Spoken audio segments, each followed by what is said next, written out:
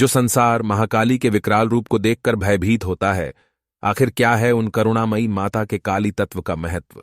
गणेश जी ने मां महाकाली के काली तत्व का सुंदर वर्णन करते हुए कहा कि काली का अर्थ है काल, अर्थात समय और काल सभी को समय के साथ निगलता रहता है। आकाश के समान आपकी अनंतता का प्रतीक है आपका नीला वर्ण, और जो अनंत है उसे कोई साधारण सीमित वस्त्र कैसे ढक सकता है?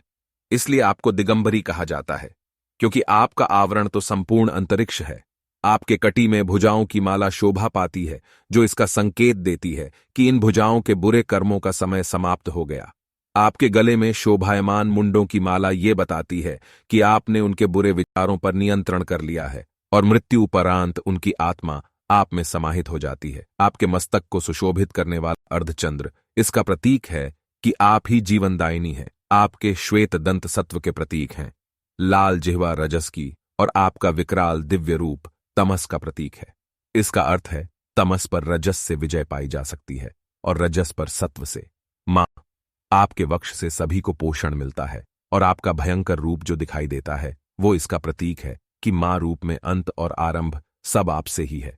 मां, आपके दाहिने ऊपरी भुजा निर्भयता का प्रतीक है और निचली भुजा वरदान देने वाली है, अर्थात आप अपनी संतानों की रक्षा भी करती हैं और उनकी इच्छाओं की पूर्ति भी। मां, आपकी बाईं ऊपरी भुजा में आपका खड्ग अज्ञानता को नष्ट करता है और आपकी बाईं निचली भुजा में मुंड अज्ञानी अधर्मी को दंडित कर उस शीश में रहने वाले अहंकार, अज्ञानता और अधर्म के विनाश का प्रतीक है। किंतु सर्वाधिक महत्वपूर्ण है प्रभु महादेव का आपके चरणों तले होना, अर्थात शिव और शक्ति का सदैव साथ रहना ब्रह्मांड में संतुलन स्थापित करता है।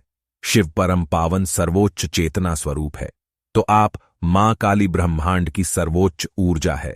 शिव और शक्ति के अद्भुत दिव्य सहयोग के बिना कोई सृजन संभव नहीं, अर्थात शक्ति के बिना शिव प्रकट नहीं हो सकते और शिव की चेतना के बिना काली गतिमान नहीं हो सकती। और मां, जब आपका बायां चरण आगे होता है तो आप दंडित करने वाली वाम काली होती है, और जब आपका दाहिना चरण आगे होता है तो आप दक्षिणा काली होती है जो वरदानी है।